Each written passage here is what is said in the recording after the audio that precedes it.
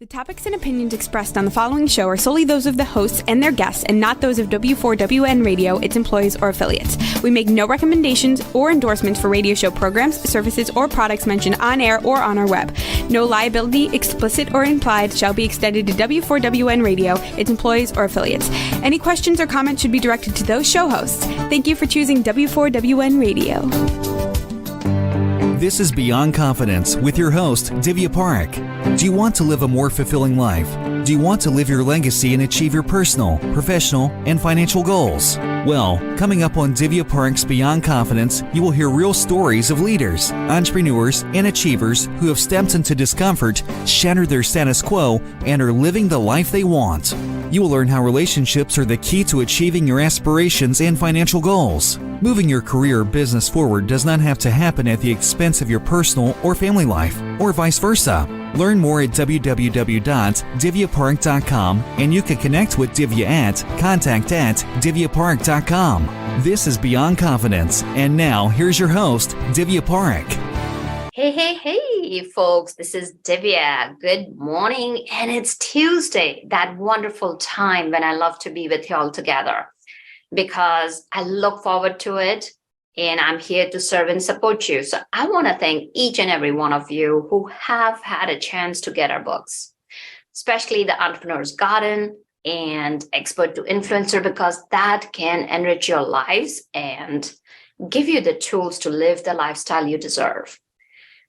And I also want to invite you to take 1 hour of your time every month. Think about it. Whether we are in the US, where we are across the pond, where our guest is from, in UK or Australia or Asia, anywhere in the world, folks. Think about it. If the whole humanity came together and just put in 1 hour of their time being kind to somebody else, we could turn it around. 1 hour every month. Let's say even if 200 million people did that, it's 200 million hours, and what a difference we could make in people's lives. So do that, and let's invite our guest in. Welcome, Riccardo. Hello. Hi, nice to meet you. Nice Hello, to everybody. meet you as well. So Riccardo, we usually start out from childhood. Tell us, do you recall a moment that still stands out for you even today from your childhood? A moment from my childhood. That was a long time ago.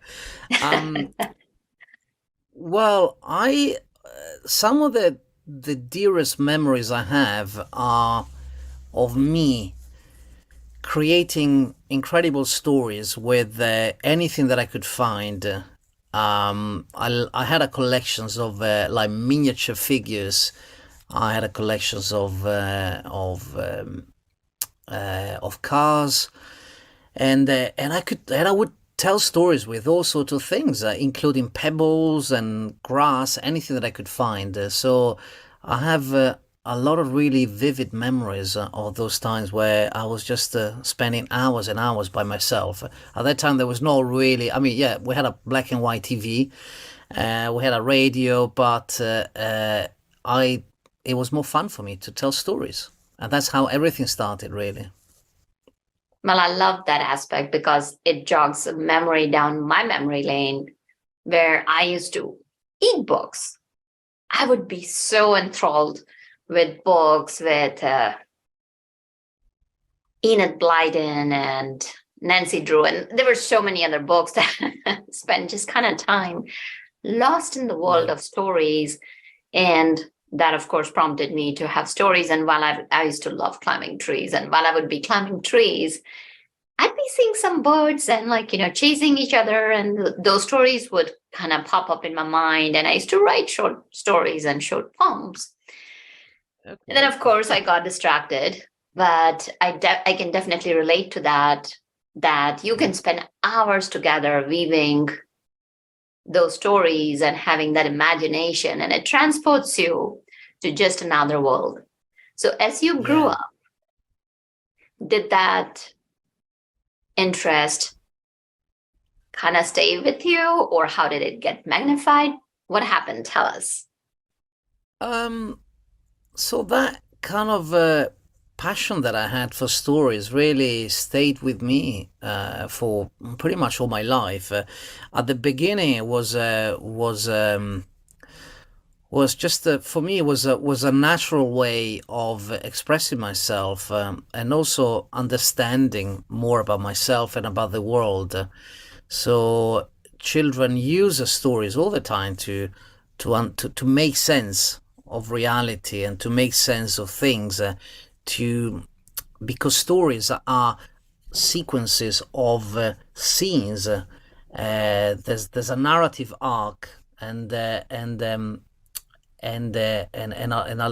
a lot of time in stories, you have different elements that come together. So building a story, it's a bit like a puzzle, really.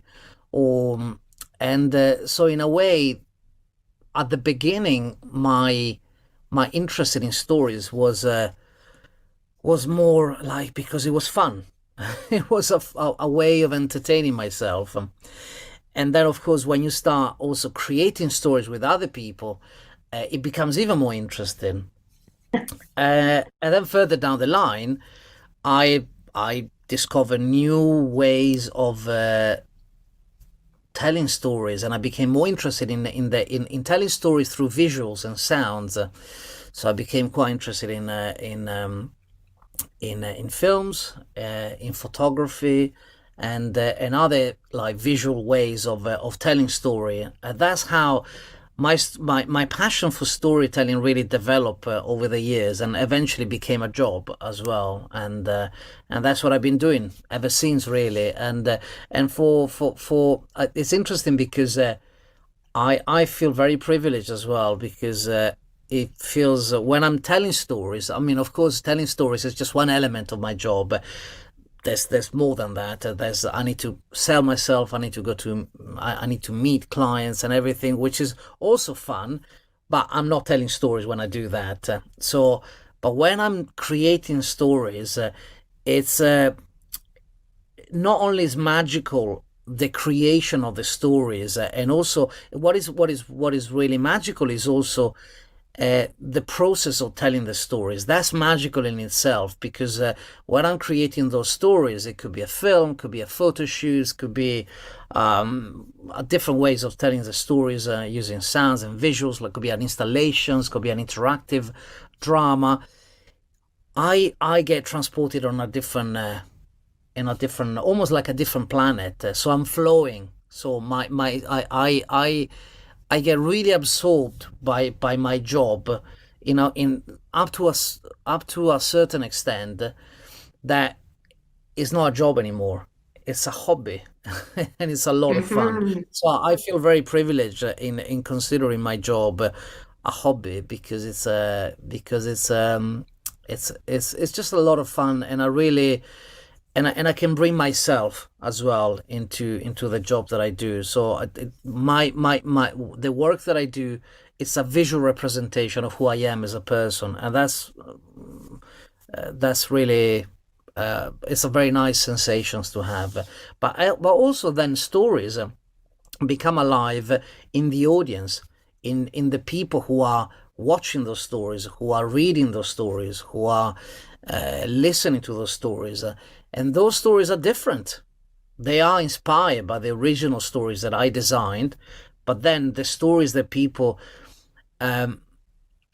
digest and take away, they are different, because we all have a very limited and kind of narrow-minded way of experiencing life, because we can only explore and make sense of the world from our very limited perspective. So, and in doing that, we see and we absorb those stories from our own perspective, and they Mhm. become something else. They become our own stories, and that's very fascinating. Absolutely. And you highlighted really a great point. Like two things that stand out for me is that there are different mediums to tell a story. So, for example, as I mentioned, that I used to love writing stories, and that reflects in the books that I have written. I use storytelling very, very prolifically, because when I'm writing, I can get lost. And sometimes I have to send apology emails like, oh, I got so caught up in writing that I didn't attend the meeting.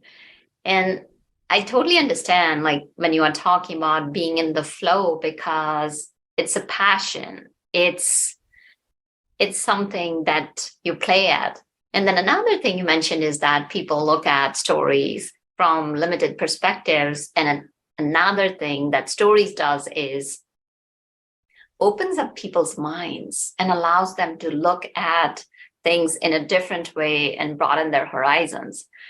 So that's such a beautiful way that you shared about it. So can you tell us about a very specific experience where you used visual storytelling and that played a key role in creating an authentic connection with your audience? Yeah, so I've done many films, and I've produced and directed many films over the years, and so it's not easy to choose a particular project, but there are some projects that I've done which they still resonate with me in many different ways, and those projects are the one that are driven by a purpose. They're not just about creating something that looks beautiful, because films and photography, they are beautiful. I mean, they could be, they look great. It's nice to be photographed. It's nice to look at, to go to an exhibition of photos. It's nice to go to the cinema. It's a pleasure for the eyes and for the ears, if we're talking about a film. But to me, the more meaningful ones, and the one that really I'm mostly attracted to, are the projects that have a purpose. They are there because they want to make a difference. And they use emotions in a very creative and original way because they want to move people to do something, to feel differently about something. They want to move people to actions. They want to create challenge. They want to challenge people to see reality in a different ways. They want to challenge people to discover something new. They want to educate. So those are the stories that I'm more passionate about, because those are also the story that still talk to an audience for years to come. And they don't just leave, breathe, and die in a matter of hours. Like the butterflies do. They're beautiful, but they don't live very long. So the ones that I'm more interested in are the films and the projects that they continue to talk to an audience for a long time. So closing this bracket, but I think it was important to understand the type of projects that I'm also most proud of are the one that they have a very long shelf life, as we say. So there's quite a few different ones, but I will probably pick one. Well, I wanted to talk about a different one, but I think I'll pick another one, which is an old project that I did years ago. It was a documentary. It was a documentary that I did in Italy, where I was born, and it was a project about cancer, but from a different perspective. It was about cancer, but not as a disease that kill people only, but also as an opportunity to really reframe your life from a different perspective. And we're going back to the power of films and stories to reframe your life and really kind of giving you a different, offering you a different opportunity to see reality and yourself in relation to reality in a different ways. So that project was a very, very powerful project that I did, because we were interviewing people who were diagnosed with cancer, different type of cancers, and a couple of them died during the production of the films. They were not at the screening of the film.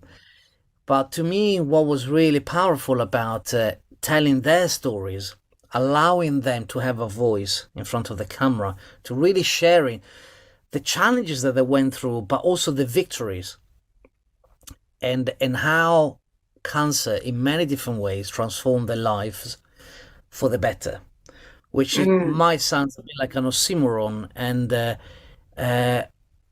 but it was incredibly powerful, really interviewing those people and following them for days and days, and really understanding from them how they took that, of course, as a tragic thing that happened to them, but also later, also they managed to transform it into that experience into something different and more meaningful, something that allow them to transform their lives.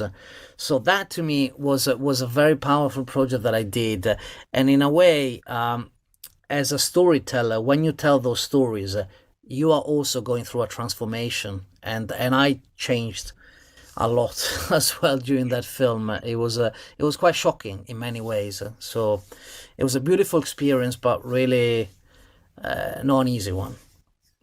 It's hard to remain untouched in the presence of transformation, because what you shared was these are people who are seeing death, who are looking death in the eye, and then they are experiencing tremendous ups and downs, highs and lows. And when you are in their presence, I would definitely agree with you, how it transformed your life. And I'm sure that it transformed the audience's lives as well. So if our listeners were interested to watch that documentary, where could they find it? It was commissioned by a charity and is in Italian, so it's not publicly available. I don't think so. Or maybe it is actually, because I did it like 10 years ago. But I know that and that's the beauty of that, is that they're still using it when they do conferences. They do show it on TV as well. So it's not something that you would find online, but but it had a distribution. I need to ask them, but yeah, but it's not publicly available. Also because it's dealing with really private stories as Right, well. So right. there's some issues in terms of like publicly sharing those stories with the world. So yeah. And that definitely makes sense, respecting people's privacy and their stories. Are there any works that we can find publicly? Yeah, well, my work is on different. People can find my work on social medias.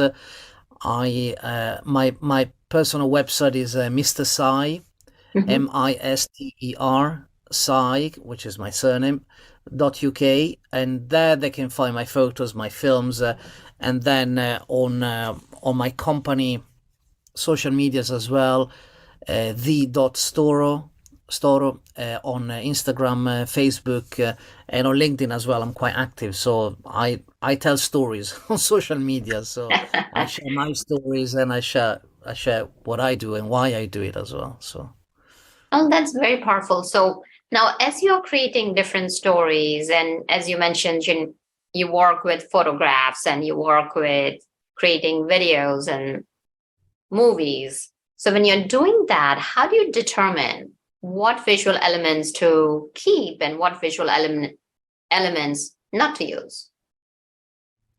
um, it depends on the type of project that I'm doing. So because it does really vary in terms of yeah, if we're talking about like for example, a personal branding photo shoots, if we're talking about an advertising film, a music video, so they're all very, very different, and the way you work on them is a bit different.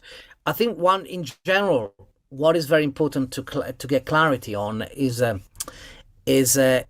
first of all why you're doing what you're doing, and that has to be very, very important. For example, when it comes to documentaries, for example, like the one that I mentioned before, you need to convince people that this film is worth it, because making a film or making any kind of a collaborative creative process, because that's basically what I do. I'm not a painter painting in my room. I'm working with other creators to create a stories. That's what I do. So which is it's a very collaborative process, the one that I use. But in a way, if you are leading the story, that narrative, you need to lead. So you need to know in which direction you want to go.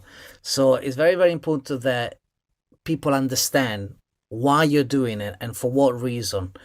When it comes to documentaries, for example, you need to have almost like I would say a contract, but it's more like an agreement about explaining why you're doing what you're doing and what you're going to do with those images and with those stories.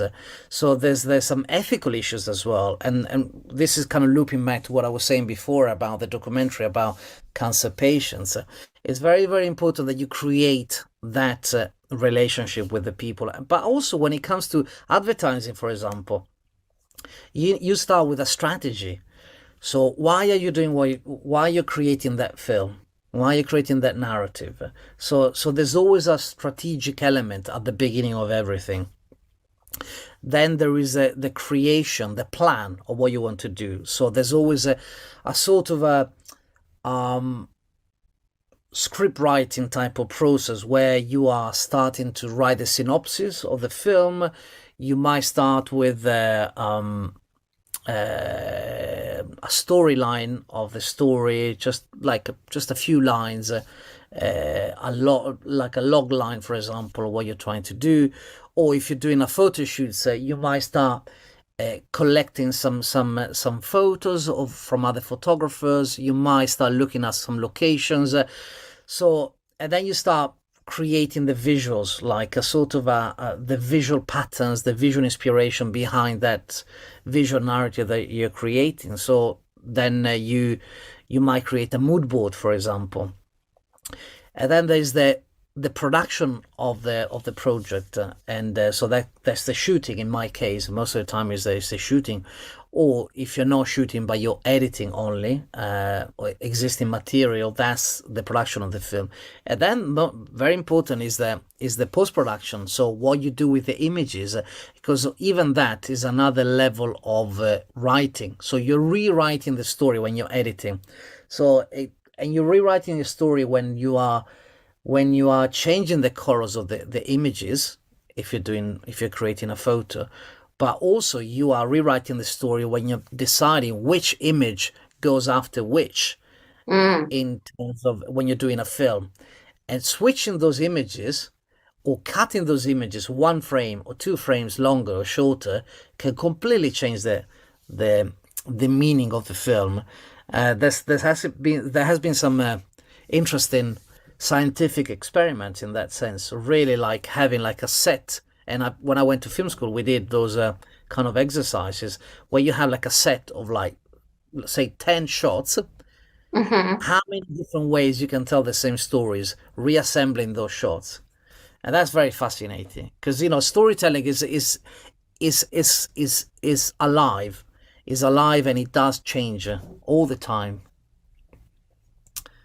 I'm not sure if this is answering your question, but yeah, what a fascinating way to approach it, because that's really a good way. Like, you have 10 shots and how many ways you can use to tell that story. And this again goes back to, so that's a bigger picture when you're making movies. Let's bring it down to the visual storytelling for individuals, because visual storytelling is such a critical part.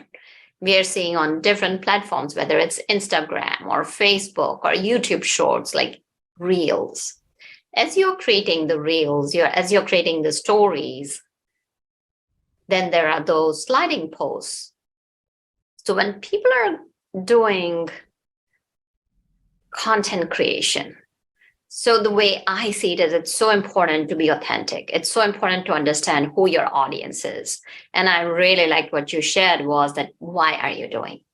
It's not just to take spaghetti and throw it on the wall and see what sticks, versus what is your purpose? So bringing that why into it. So now let's say, and especially today, I'm not going to say that authenticity is a buzzword, because it may be, but the desire for authenticity is really, really high in today's world because of so many different things going on. So people are looking for authenticity. Now, on one hand, there's that need to be authentic. And on the other hand, there is that need to tell a compelling narrative. So how can you balance the two from an individual's perspective? So like even while you are creating your content, how do you balance those two out? And what advice would you have for individual entrepreneurs? I think there's a bit of a misconception about authenticity because yes, I agree with you, Divya, that authenticity is a bit of a buzzword. It's got its place, I think, and I think it is important to be authentic. But I think authentic, it doesn't mean cheap, because a lot of people they think their authenticity is about just grabbing a phone and taking a video and just shooting like a horrible video and sharing that on social media platforms or whatever. So that to them could be like, oh yeah, I've just created an authentic video of myself, and that's great because people can really see who I am, and without any filters. So I can see where they're coming from, but unfortunately, when it comes to using visuals to create to recreate reality or to create a new reality, it's more complex than that. I mean, of course, there are some incredible cameras these days, and even the phones are very, very powerful, but it's complicated to tell a story and to be authentic. So I think, to me, authenticity is not about necessarily using like some cheap material and producing something that is kind of easy digested and easily shared on social media. So I think authenticity for me is it's about your values and how your values, your missions, your why, as you said before, is reflected into how you communicate yourself to the outside world. So, and I think the balance is very tricky because, as I said, not necessarily doing like a video with your phone means that you create an authentic film, in this case, or an authentic photos, but also the other way around. If you're creating something like a piece of visual storytelling using some incredible cameras, lights in a studio, all the assistants of the earth helping you to create something that is super glossy, super beautiful, amazing soundtrack, that's the other extreme. so where is authenticity? I think is authenticity to me it's about capturing really the essence of who you are as a brand, of who you are as an entrepreneur.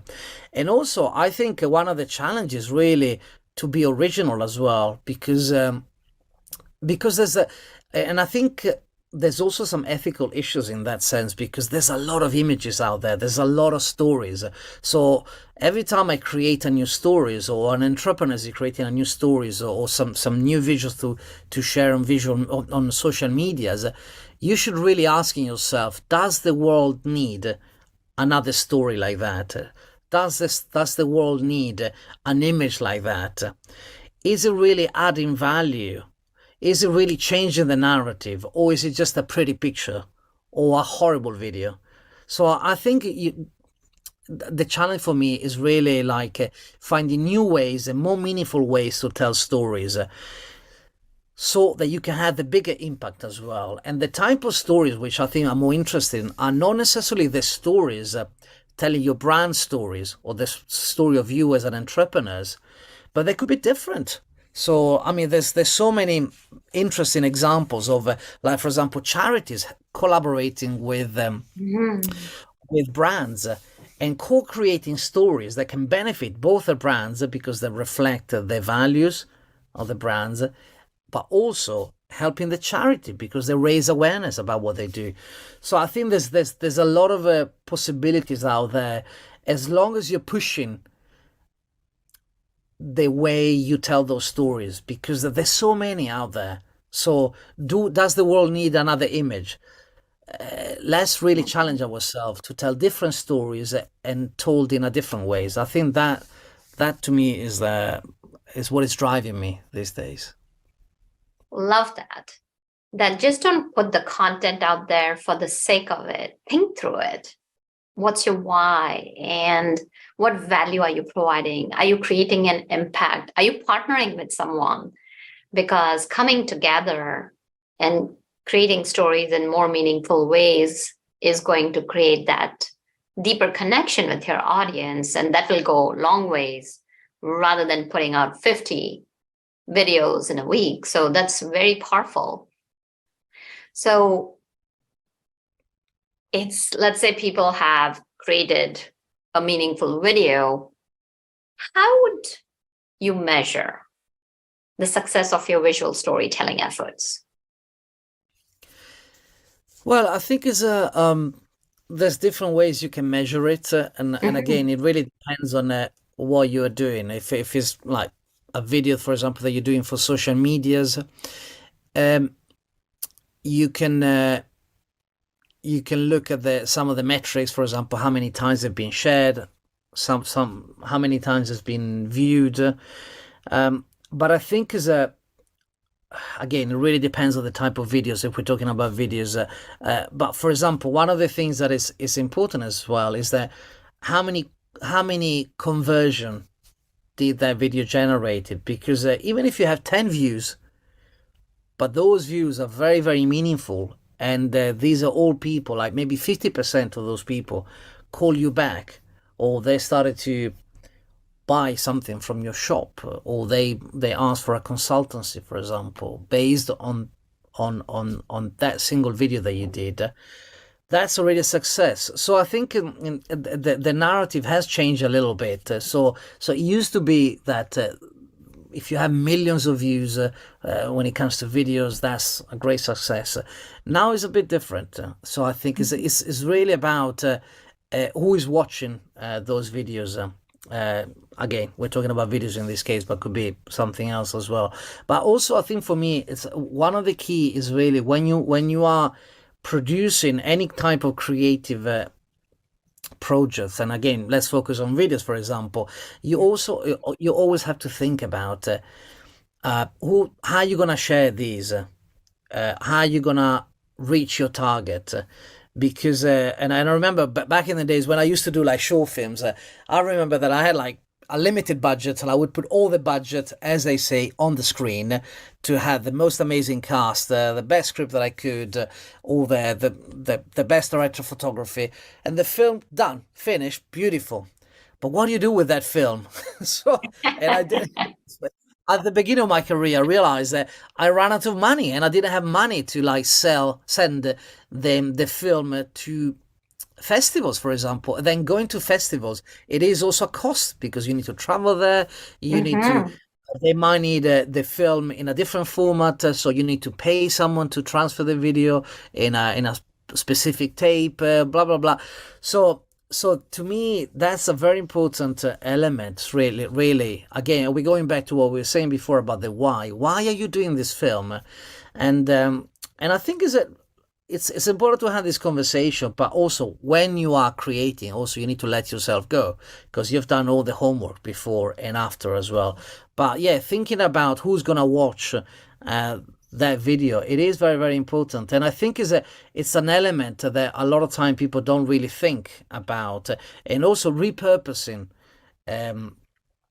films is quite a clever way to do it. And so when I work with clients, I always advise them to make the most of the filmmakers and the people who are working with them. So could you adapt that film for social medias?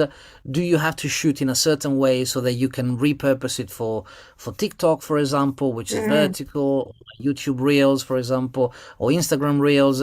So you have to think about that in advance, and because that way, when it comes to measuring how successful was your campaign, you put together all the different views and shares that you had across all the different social medias and beyond. So Absolutely fascinating. You have given us very important nuggets over here. So we've talked about preparation. Now let's go to the actual creation of the content. Can you share a certain framework or certain elements that people need to focus on as they are building their storylines? Well, there's different there's different type of stories that you can tell. So, and again, it really depends if we're talking about films, photography, or other visual ways of building narratives. Again, for convenience, let's talk about videos, for example. And again, there's so many type of videos that you need to think about. Um, one element that I would say it is important, as I was saying before, you need to start with the why you're doing what you're doing. The scripting is very, very important, but not necessarily scripting means writing everything on paper. And that's one of the mistakes that a lot of people do.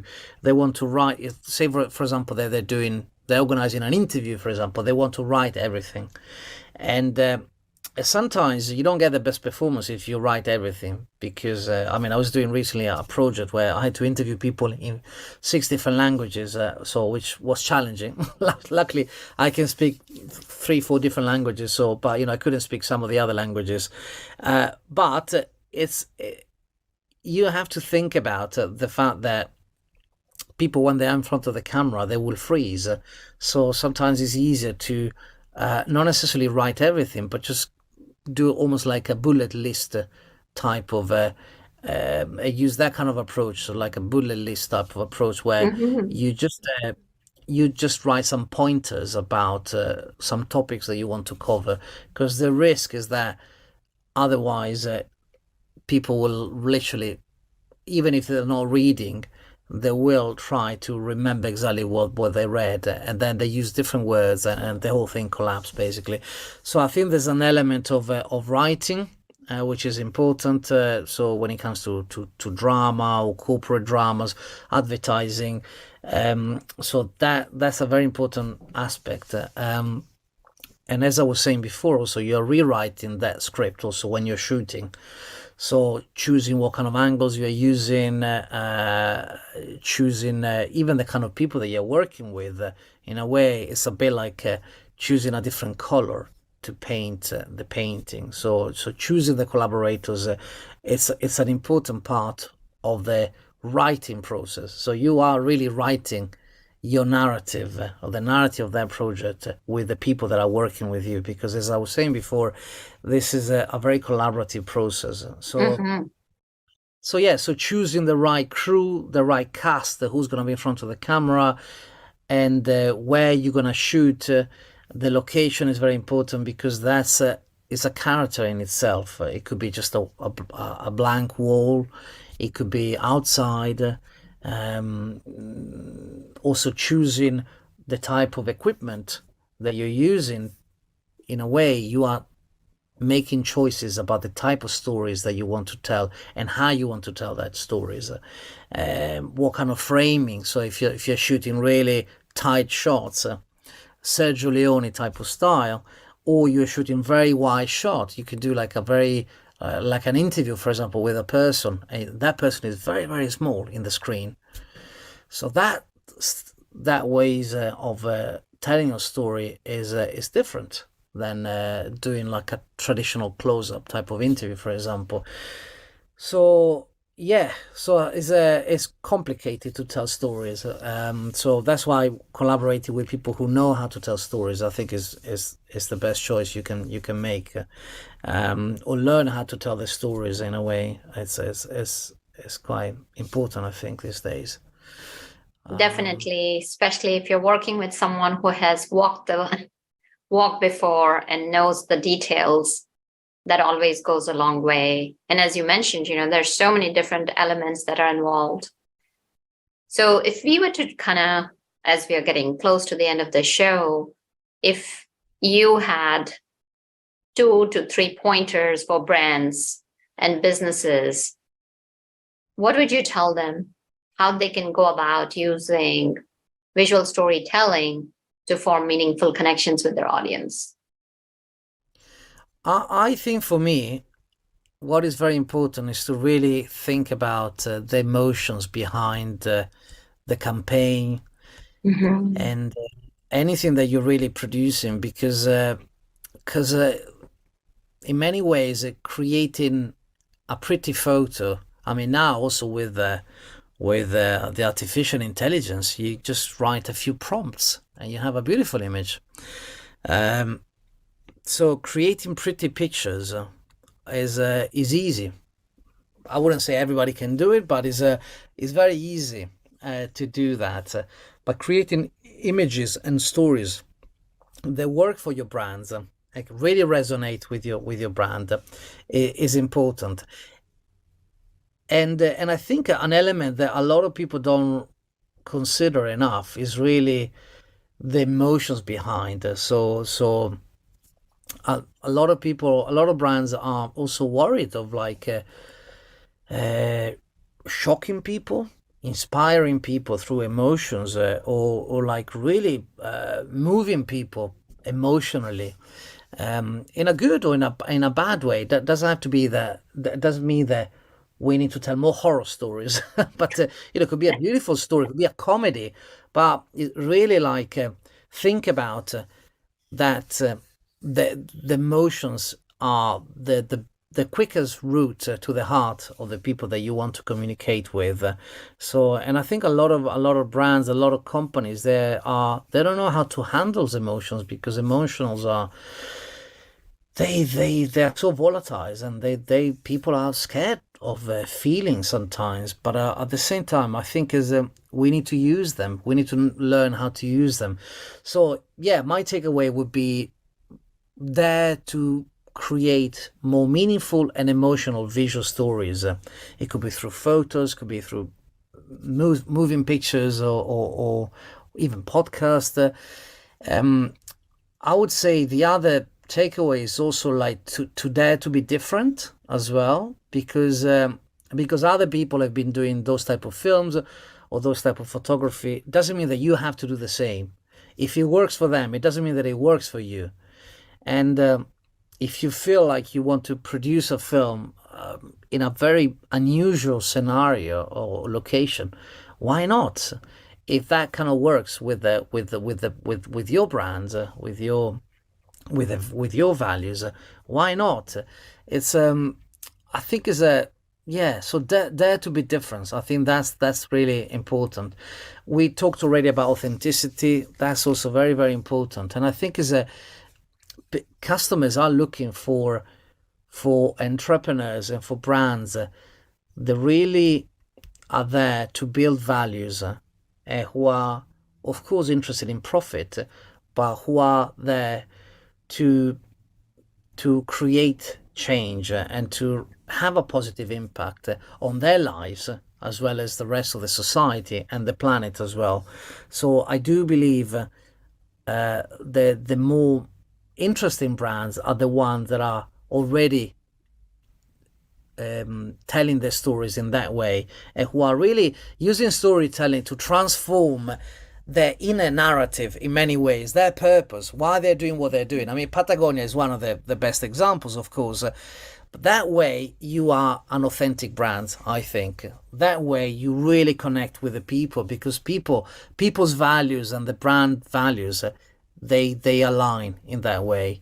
So yeah, so really think about what are your values, and are your values aligned with your audience, and are your visuals telling that story, or are they just because they look beautiful and they show your products in a fancy way? Because that really, anyone can do it. So yeah, I don't know. There's more, but is that enough, or you want more? Oh, love that. Love that. And dare to be different. Align your values with your audience's values. Be authentic and tell the story. So that's very powerful. A lot of nuggets. Thank you so much, Riccardo, for sharing with an open heart. And I know you've already shared, but I would love for you to share, where can you be found so that our audience can connect with you? And folks, I'm sure like I have observed today, Riccardo is a master at visual storytelling. If you're looking to create that wonderful narrative, connect with him. So where can they find you? Thank you, Divya. It was a real pleasure to be here. So thank you so much. People can find me on LinkedIn as Riccardo Sai with double C. I'm quite active on LinkedIn. They can find my visual storytelling agency details on my website, soon to be live, not yet live. So at the moment, they can only find me on Instagram, Facebook, and on LinkedIn as well. As my agency is called Storo, and the handles are the.storo. And I also have my own podcast and everything, so that people can listen to my conversations about storytelling's purpose and values and images with other people as well. I'll be very happy to collaborate with any brands who are interested in creating visuals in a different way. Agencies who are looking to disrupt and create a different type of narratives. I'm also part of a sustainability collective. So together we work with companies and brands who are looking to communicate sustainability in a different way. So we help them with a range of services, from branding to marketing through contents and storytelling and sustainability, of course. If any of these resonates with you, just get in touch with me. Let's have a chat. I work remotely or in person as well. So thank you so much. Well, thank you for joining us, Riccardo. It was a pleasure. And thank you, listeners, for joining us, because without you, the show would not be possible. You are the life, blood of our show. So please reach out to us as you always reach out. I'm so thankful to you for reaching out to me and sharing what kind of stories you would like to learn, how we can support you, how we can serve you so that you can live the life you want and that you deserve. So also thank you, Juan, for making this show technically possible. Be well and take care until next time. Thank you for being part of Beyond Confidence with your host, Divya Parekh. We hope you have learned more about how to start living the life you want. Each week on Beyond Confidence, you hear stories of real people who have experienced growth by overcoming their fears and building meaningful relationships. During Beyond Confidence, Divya Parekh shares what happened to her when she stepped out of her comfort zone to work directly with people across the globe. She not only coaches people how to form heart connections, but also transform relationships to mutually beneficial partnerships as they strive to live the life they want. If you are ready to live the life you want and leverage your strengths, learn more at www.divyaparekh.com. And you can connect with Divya at contact@divyaparekh.com. We look forward to you joining us next week.